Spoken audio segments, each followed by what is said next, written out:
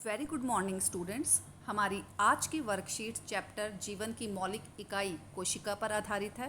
कोशिका कहते किसे हैं? सभी जीव छोटी इकाइयों से मिलकर बने होते हैं और उन इकाइयों को कहा जाता है कोशिका।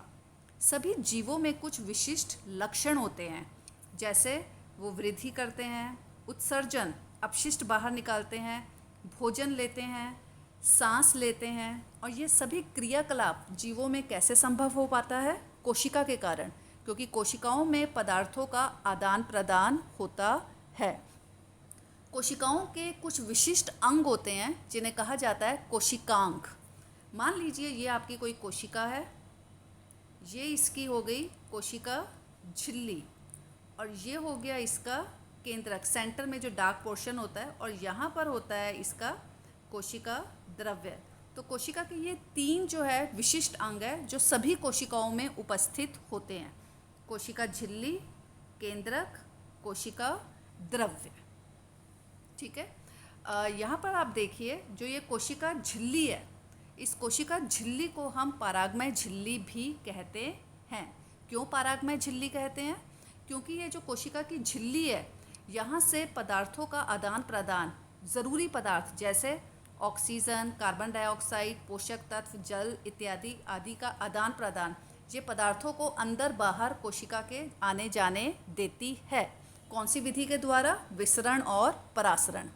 जब गैस के अणु गति करते हैं, उस विधि को कहा जाता है विसरण, और गति हमेशा अधिक सांद्रता से कम सांद्रता की ओर होती है। और जब किसी द्रव के अणु गति करते हैं, वो कौन सी विधि के द्वारा करते हैं? परासरण विधि के द्वारा, और ये भी अधिक सांद्रता से कम सांद्रता की ओर गति करते हैं। इस सांद्रता के आधार पर हम इन विलयनों को तीन भागों में बांटते हैं, या तीन प्रकार से बांट देते हैं।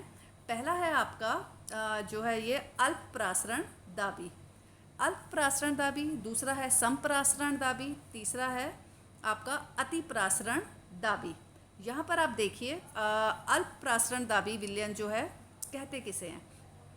यहाँ पर देखिए, जब आपका जो है, मान लीजिए ये कोई कोशिका है, कोशिका के बाहर जो विलयन है वहाँ पर जल की मात्रा अधिक है, तो क्या होगा? बाहर से जल कोशिका के अंदर आएगा और कोशिका जो है ये फूल जाएगी। समपरासरण दाबी में क्या होता है?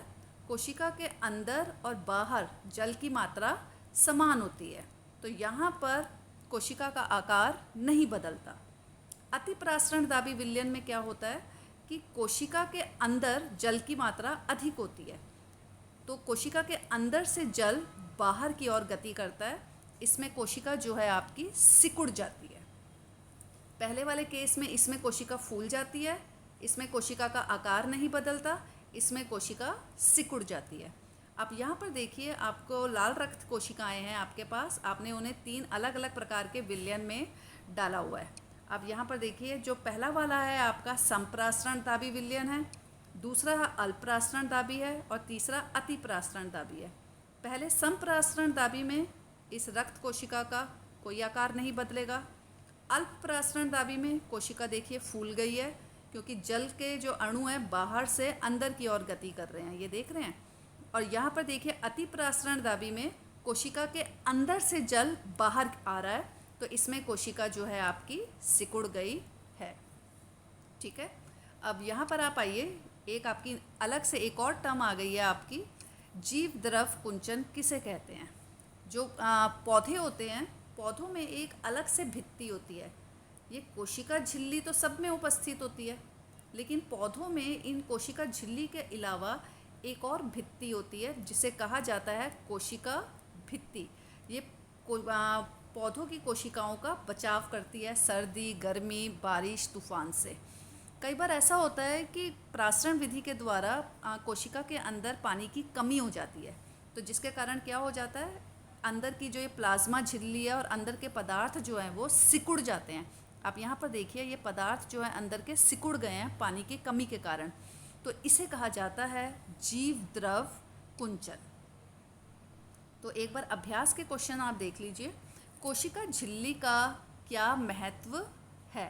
आप ऊपर आइए, यहाँ पर ये देखिए, यहाँ पर देखिए आप कोशिका झिल्ली का क्या महत्व है। आपने यहाँ से लिखना है कि कोशिका झिल्ली, पहले लिखेंगे कोशिका झिल्ली कुछ ज़रूरी पदार्थ जैसे ऑक्सीजन, कार्बन डाइऑक्साइड, पोषक तत्व, इन जल इत्यादि को प्रासरण प्रक्रिया से कोशिका के अंदर और बाहर आने जाने देती है। यहाँ तक आपने आंसर लिखना है फर्स्ट क्वेश्चन का, ठीक है।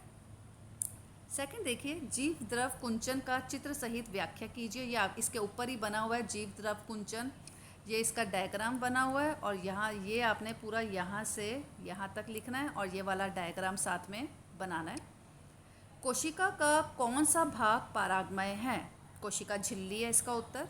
फोर्थ, कोशिका किशमिश और लाल रक्त कोशिका को अल्प परासरण दाबी विलयन में रखने पर उनमें क्या बदलाव होंगे? आप उत्तर लिखेंगे कि कोशिका और लाल रक्त कोशिका को जब अल्प परासरण दाबी विलयन में रखा जाता है तो ये दोनों फूल जाती हैं, क्योंकि अल्प परासरण दाबी विलयन में जल की मात्रा कोशिका की अपेक्षा अधिक होती है, तो जल विलयन से कोशिका के अंदर जाता है जिसके कारण ये कोशिकाएं फूल जाती हैं।